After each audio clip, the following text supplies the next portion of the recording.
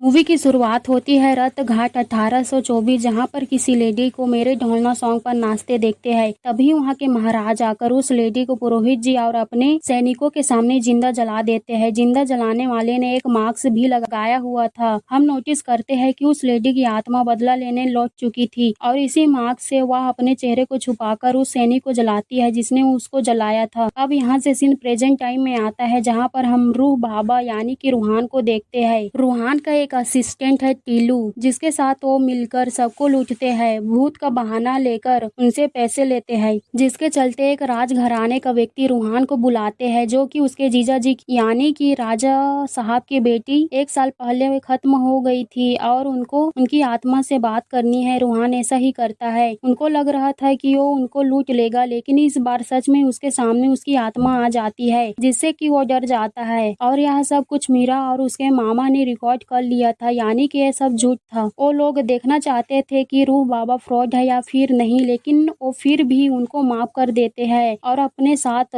रक्त घाट चलने के लिए कहते हैं, जिसके बदले उनको 1 करोड़ मिलने वाले थे। अब रूहान, मीरा और उसके मामा जी ट्रेन में बैठकर रक्त घाट निकल पड़ते हैं। अब रक्त घाट जाते ही हर कोई रूहान को घूरे जा रहा था। अब राजा महाराज का परिवार है, वो डर के मारे महल के अंदर नहीं बल्कि उसके सामने गाय के अस्तबल में रह रहे थे। रीजन होता है कि महल के अंदर मंजुलिका नाम की भूतनी का वास था और वह किसी को वहां पर टिकने नहीं देती। यहाँ राजा साहब, उसकी बीवी मीरा, उसकी छोटी बहन, छोटा भाई और महाराजा का बॉडीगार्ड फौलाद सिंह समेत सभी काफी गरीबी में जी रहे थे। अब मीरा और उसका मामा रूहान को यहाँ पर इसलिए लेकर आए थे ताकि वह भूत प्रेत दूर करके इस महल को भूत से आजाद कर दे, ताकि वो महल को बेच पाए। अब रात में रूहान की मुलाकात होती है पुरोहित जी से, जो कि रूहान को देखते ही उन्हें राजकुमार कहने लगता है। अब महल के अंदर जाते ही रूहान के साथ काफी सारी हॉन्टिंग चीजें होती है, लेकिन पुरोहित जी रत घाट का पास्ट उनको बताते हैं। तो असल में सालों पहले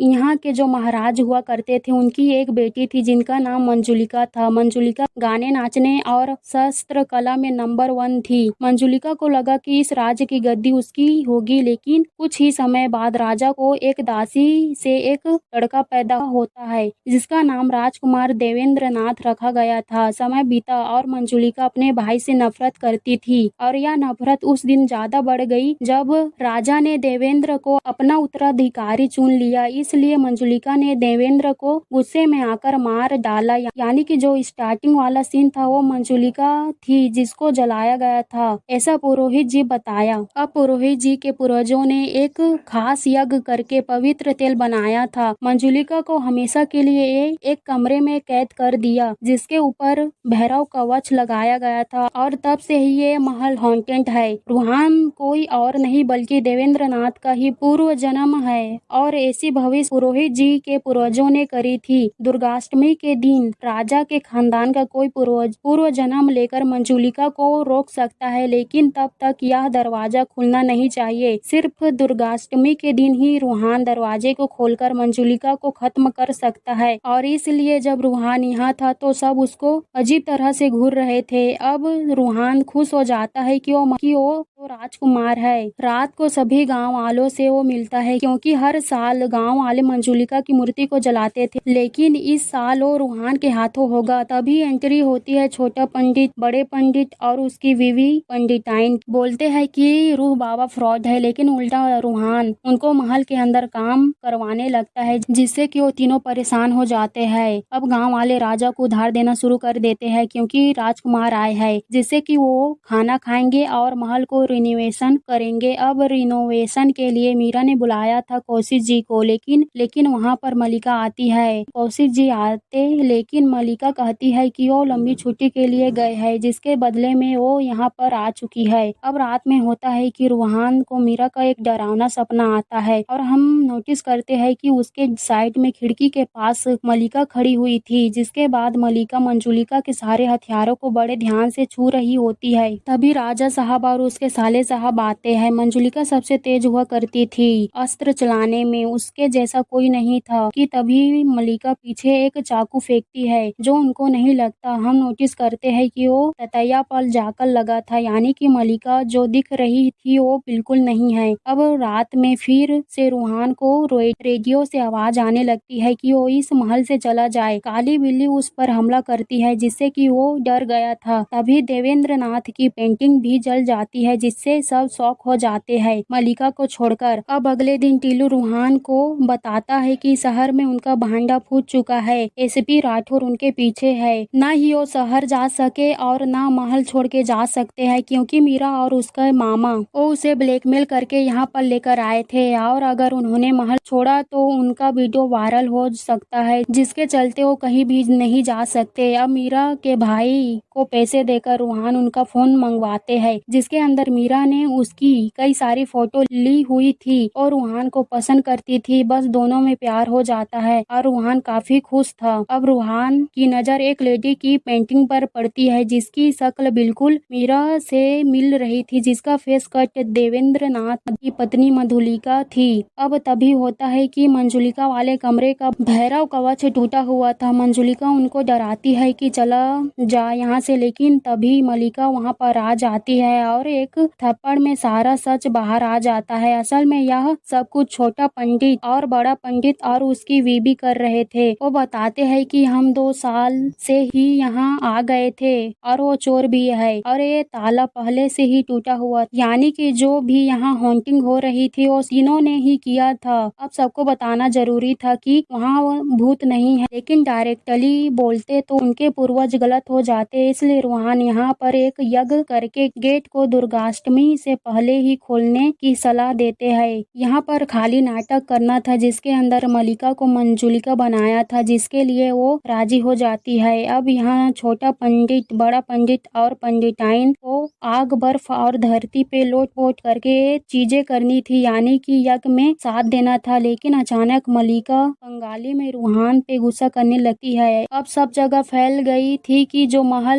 है वो भूत मुक्त हो गया है, इसलिए महल को खरीदने के लिए बड़े बड़े लोग शहर से आने लगते हैं। लेकिन अब अचानक से ही मलिका एक जगह पे कुछ रिनोवेशन का काम करवा रही थी, तभी दीवार गिर पड़ती है जहाँ पर एक छुपा हुआ रास्ता था। नीचे जाकर देखने पर वहाँ पर सेम टू सेम दरवाजा था जिसके ऊपर भैरव कवच चढ़ा हुआ था, यानी एक महल में 2 दरवाजे। अब पुरोहित जी भी शौक हो गए थे, ये कैसा हो सकता है, लेकिन वो गेट को न खोलने की चेतावनी देकर राजमहल का इतिहास पढ़ने निकल जाते हैं। लेकिन रूहान राजा को उकसा कर कहता है कि गेट को आज ही खोल दो। बस गेट खुल जाता है और ढेर सारी रेवन बर्ड बाहर आ जाती है। अब पुरोहित जी जैसे ही वहाँ पर पहुँचते हैं तो बताते हैं कि यह अनर्थ हो चुका है क्योंकि राजा की एक नहीं 2 बेटियां थी, यानी कि मंजुलिका और अंजुलिका। और सबसे शौकीन बात की मंजुलिका के बारे में पूरे इतिहास को ही मिटा दिया गया था। अब उनके हिसाब से एक में अंजुलिका बंद थी और दूसरे में मंजुलिका। अब हमें पास्ट की कहानी दिखाई जाती है जहाँ पर हम राजा साहब देवेंद्र और उसकी पत्नी को देखते हैं जिनके सामने अंजुलिका और मंजुलिका डांस कर रही थी, जहाँ पर राजा खुश हो जाता है लेकिन राजगद्दी को देवेंद्र को सौंप देता है, जिससे कि ये दोनों बहनें गुस्सा हो जाती है, यानी कि ये तीनों ही भाई बहन थे। खैर अब प्रेजेंट टाइम में हम देखते हैं कि सूर्यगढ़ की महारानी मंदिरा इस महल को खरीदने आई थी जो माधुरी दीक्षित जी थी। वो मंजुलिका के ही कमरे में रहना चाहती थी और जैसे ही वो वहाँ जाती है वहाँ मलिका थी। दोनों ही एक दूसरे गला पकड़ लेती है और पूरे महल के सामने रेवन बर्ड मारी जाती है, जिससे कि सभी शौक हो गए थे। पुरोहित जी कहते हैं कि मंजुलिका उनको देख रही है और रूहान ही उसको खत्म कर सकता है। वो बताते हैं कि मंजुलिका छुप कर वार करती थी लेकिन अंजुलिका सामने से वार करती थी और उनको फिर से एक स्पेशल यज्ञ करना होगा जिससे कि वो खास तेल उत्पन्न होगा और इस बार हमें आत्मा को भस्म करना पड़ेगा जो कि रूहान करेगा। खैर अगले दिन राजा सबको चिकन राइस की दावत देता है, लेकिन यहाँ तो मरे हुए कौओं की बिरयानी थी जो कि पिछली रात मरे गए थे। अब मीरा रूहान मंदिरा को मंदिर घूमने के लिए कहते हैं, लेकिन वह गुस्सा हो जाती है कि मैं मंदिर नहीं जाती, नास्तिक हूँ। अब मलिका के सामने मंदिरा आती है, लेकिन पहली बार मिलने के बावजूद ऐसा लगता था कि जैसे कि इन दोनों के बीच कुछ तनाव था। तभी एक सॉन्ग के दौरान हम देखते हैं मलिका और मंदिरा रोप खींचने का कंपटीशन कर रही होती है। रोप ही टूट जाती है। दोनों एक दूसरे से काफी गुस्से में थी। अब महल की भूतनी चली गई थी, इसलिए रूहान को चेक देकर जाने के लिए कहते हैं, लेकिन मीरा से प्यार था तो नहीं जाता और राजा साहब मीरा और रूहान की शादी के लिए रेडी हो जाते हैं। अब छोटा पंडित को एक पेंटिंग मिलती है जो मीरा को दिखाते हैं। उसके ऊपर मंजुलिका लिखा था, लेकिन मलिका उस पर रेड पेंट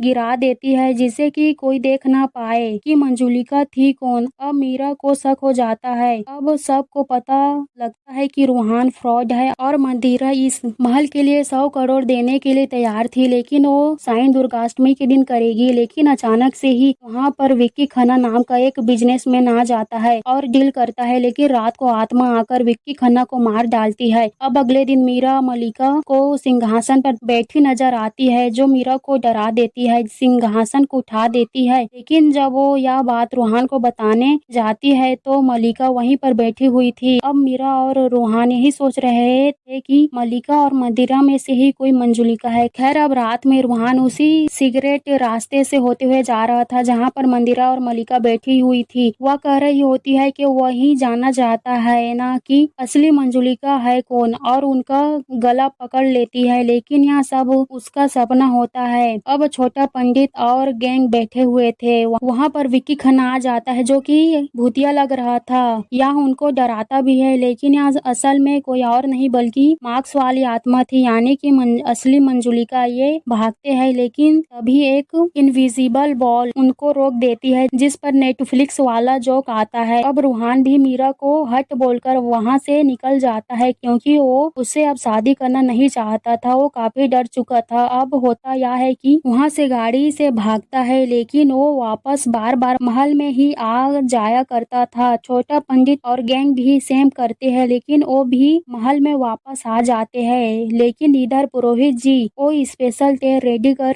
चुके थे, और सबसे बड़ी बात की पुरोहित जी को पहले से ही पता था कि रूहान लोगों को रूह बाबा बन के ठगता है, लेकिन उन्हें उस पर पूरा भरोसा था कि वही कुछ कर सकता है। अब जिस तेल को मंजुलिका की आत्मा के ऊपर छिड़कना था, उसको बड़ा पंडित और उसकी बीबी अपने सर में लगा लेते हैं, जिसके बाद मीरा के साथ कुछ होता है। वो अजीब सी हरकत करने लगती है और उसने सपना देखा था कि वो खुद को जला रही है और रूहान भी साथ में था। अब किसी तरह से रूहान उसे उसमें लेकर आता है। अब बताती है कि उसे कुछ याद नहीं है, वो लास्ट मंदिरा के साथ थी, और रूहान मंदिरा पे गुस्सा करने लगता है कि तभी अचानक से ही मलिका मंदिरा को उठाकर ऊपर से ले जाती है और नीचे पटक देती है। अब वो रूहान को मारने ही वाली थी कि तभी उसने वो तेल वहीं पर डालकर आग लगा दी, जिससे कि वह बच गया। तभी अचानक से ही मंदिरा हंसने लगती है कि तभी मंजुलिका वही मंजुलिका है और उसने गलत बहन को जलाया है, जो कि पेंटिंग लाल रंग से ढक गई थी। उसको शहर में रीस्टोर होने के लिए भेज दिया गया था, जिसका फोटो फोन पे आया था, जहाँ पर मंजुलिका मलिका थी। लेकिन तभी उनको बचाने जवान आ जाता है, जो कि टूटा हुआ पंडित था, जो कि बचते बचाते यहाँ पर आया था, जिसको मार पीट कर मंदिरा ठीक करती है। रूहान उस पर भी तेल डालने वाला था, लेकिन मलिका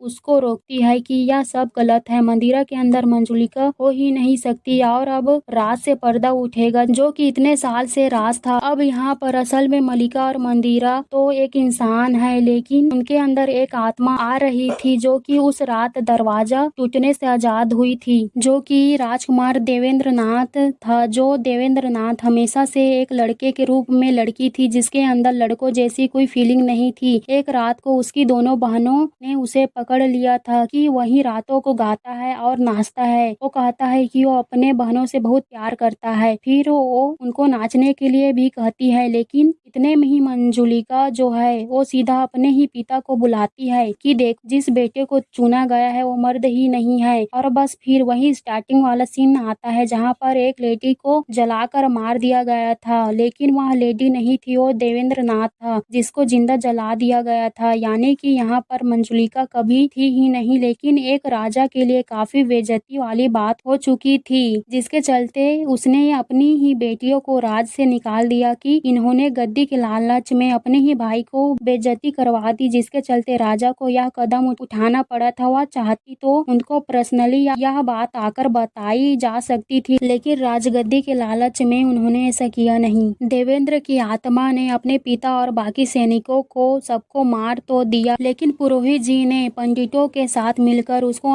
अंदर बंद कर दिया, उसी दरवाजे के पीछे, और जस्ट उसके ऊपर सेम दरवाजा बनवाया ताकि असली देवेंद्र तक कोई पहुंच ही ना पाए। बात रही अंजुलिका के बारे में, तो राजा ने के परिवार से उसे पूरी तरह से मिटा दिया गया था सजा के रूप में, और राजा की 2 बेटियां थी ऐसा किसी को भी बताया नहीं था, और उल्टा पुल्टा कहानी फैलाई थी ताकि राजा की बदनामी न हो। अब देवेंद्र की आरोहण के हाथ से तेल लेकर फेंक देता है और सब वह जलाने वाला ही होता है, लेकिन वो नोटिस करता है कि वो खुद उस तेल पर खड़ा हुआ है, जिसके चलते उसकी आत्मा वही कैद हो गई थी। पुरोहित जी कहते हैं कि असल में अंजुलिका और मंजुलिका का पुनर्जन्म मंदिरा और मलिका के रूप में हुआ है, न कि रोहन का पुनर्जन्म हुआ है, और शुरुआत से ही देवेंद्र की आत्मा यहीं रह रही है। जो भी देवेंद्र ने करवाया, वह चाहता तो उसको मार सकता था, लेकिन उन्होंने उसको तड़पाना चाहा। यानी कि देवेंद्र की आत्मा जब से आजाद हुई थी, वो सब देवेंद्र ने करवाई थी ताकि वह अपना बदला ले सके, लेकिन दोनों बहनों ने अपनी गलती को दोहराया नहीं, और देवेंद्र अपनी दोनों बहनों से बहुत ज्यादा प्यार करते थे, इसलिए वे मलिका और मंदिरा उससे माफी मांगती है और चाहे तो वो उनको मार दे, लेकिन बाकी सबको छोड़ दे, जिसके चलते उसका गुस्सा शांत हो जाता है और उसे मोक्ष की प्राप्ति हो जाती है। मूवी के अंत में हम देखते हैं कि मलिका ने कौशिक जी को